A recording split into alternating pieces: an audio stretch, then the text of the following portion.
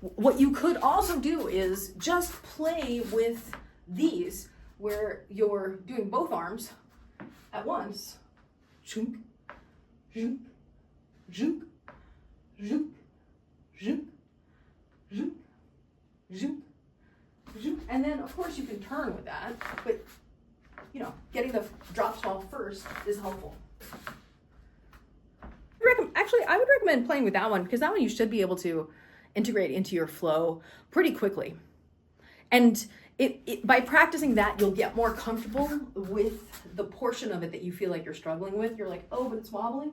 Yeah. So practice going down with it and coming back up with it. Boom and boom and boom and boom. Think of your arms as like the shock absorbers in your car that prevent you from doing a lot of bouncing.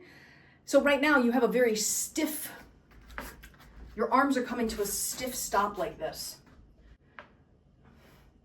And see how I have that much wobble when the arm is stiffly stopped? You're stopping the arm sharply.